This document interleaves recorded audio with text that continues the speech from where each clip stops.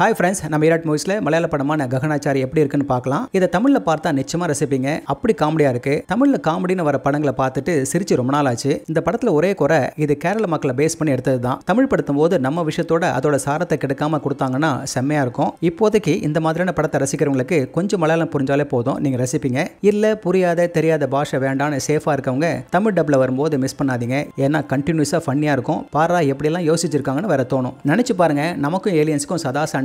Aliens நம்ம மாதிரியே உருவத்தில் மக்களோட மக்களா கலந்துருக்குதுன்னு. ஆனா ஹாலிவுட் ரேஞ்சில் எங்கேயும் நடக்காம தமிழ்நாட்டில் நடந்தா எப்படி இருக்கும்? அப்படிதான் கேரளாவில் நடக்கிற மாதிரி லோக்கல் ஃபிளேவரோட கொடுத்துருக்காங்க இந்த ககனாச்சாரியில். படத்தை டாக்குமெண்ட்ரி ஸ்டைலில் கொஞ்சம் இன்டர்வியூ அப்புறமா சின்ன சின்ன சம்பவங்களா எடுத்துட்டு போயிருக்காங்க. சுருக்கமா மாக்குமெண்ட்ரி ஸ்டைலில் உருவாகி இருக்கு இந்த ககனாச்சாரி படம். கதைன்னு பார்த்தோம்னா நமக்கு மக்கள் பயத்தோடவே இருக்க ஒரு எதிர்கால கேரளாவை முதல்ல அறிமுகப்படுத்துறாங்க. எல்லாமே சேதமடைஞ்ச நிலையில பூமியை வாழ தகுதி இல்லாத இடமா மாறி இருக்கு. வெளியில அடக்குமுறை அரசாங்கம் வலதுசாரி சேனான்னு பயமுறுத்துது. ஏலியன்ஸுக்கு எதிரான முதல் போர்ல பங்கெடுத்துக்கிட்ட எக்ஸ் மிலிட்டரியான விக்டர் வாசுதேவனும் அவரோட உதவிக்கும் அப்படியே ரூம்மேட்ஸாம இருக்கிற வைபவும் ஆலனும் தான் இதுல முக்கிய கேரக்டருங்க. இவங்க ஏலியன்ஸுக்கு பயந்துகிட்டு ஒரு ஒதுக்குப்புறமான இருக்கிற இடத்துல இருக்காங்க. ஏலியன்ஸை வேட்டையாடுறதுனால இந்த எக்ஸ் மிலிட்டரி வாசுதேவனுக்கு ஏலியன்ஸ் ஹண்டர் வாசுதேவன் ஒரு நிக் நேம் வேற இவருக்கு. 13 வருஷம் கழிச்சு இவரோட சுவாரஸ்யமான கதையை டாக்குமெண்ட்ரி எடுக்கிறதுக்கு வீட்டு முன்னாடி கேம்ப் போட்டு உட்கார்ந்துருக்காங்க. இதுக்கப்புறம் இவங்க 3 பேரும் பண்ற சேஷ்டைகளும் அதுக்கு மேல ஒரு ஏலியன் பொண்ணு இவங்க வாழ்க்கையில் நுழையும் போது நடக்கிற தொடர்ச்சியான சம்பவங்களால எல்லாமே மாறுது. இந்த மாற்றம் ஏலியன்ஸ்னாலயா இல்ல மனுஷங்களாலயா நம்ம புரிஞ்சுக்கிறது தான் இதோட கதை. ககனாச்சாரியில எல்லாமே ஒரு புது அனுபவமா இருக்குன்னு சொல்லலாம். இந்த சயின்ஸ் ஃபிக்ஷன் படத்துக்கு கோ ரைட்டராகவும் டைரக்டும் பண்ணியிருக்கிற அருண் சந்து கதையை சொல்றதுல புதுசா ரெஃப்ரெஷிங்கான ஒரு அனுபவத்தை கொடுத்திருக்காரு.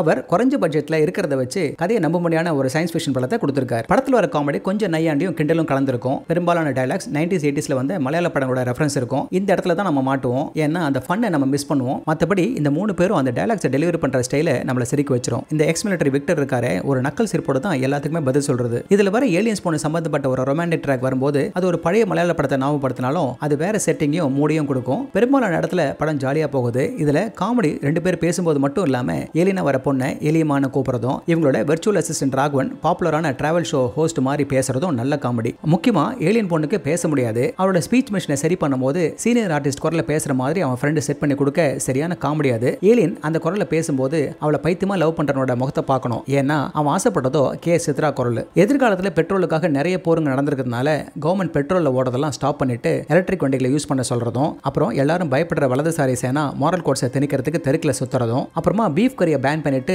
அதுக்கு பதிலா சிந்தட்டிக் கீஃப்னு நாய் பிளஸ் ஆட்டுக்கறியை மிக்ஸ் பண்ணி தயாரிக்கிறத கிண்டலா சொன்னாலும் உண்மையா நடந்தா எப்படி இருக்கும்னு நமக்கு ஒரு பயத்தை ஏற்படுத்துது. அங்கங்க அந்த இடத்துல இருக்கிற போர்ட்டலுங்க சென்னஞ்ச நிலையில இருக்கிற கட்டமைப்புகளோட சிஜே தரமா இருக்கு. பிஜிஎமும் கதைக்கேத்த மாதிரி அமைஞ்சிருக்கு. இப்படி இருக்க படத்துல கதையை பத்தி நம்ம மறந்துட்டு இந்த 3 கேரக்டருங்க வழியா நமக்கு கிடைக்கிற செம்ம காமெடியில மனசை விட்டு சிரிக்கிறதுல நேரம் போயிடும். அதனால தான் கேரளாவில் பெருசுங்களும் சேர்ந்து இந்த படத்துக்கு கூட்டம் கூட்டமா போறாங்க. இங்க இந்த படம் வந்தா பழைய மலையாள படங்களுக்கு பதிலா பழைய தமிழ் படங்களை சரியா சூஸ் பண்ணா நாம ரசிக்க முடியும். இல்லைன்னா அந்த பாட்டு மட்டும் ரசிக்க முடியாம போகும். ககனாச்சாரியில் வர நையாண்டி எதிர்காலத்தில் இருக்கிறதுனால காமெடிக்கு அதிக கவனம் கொடுத்திருக்காங்க.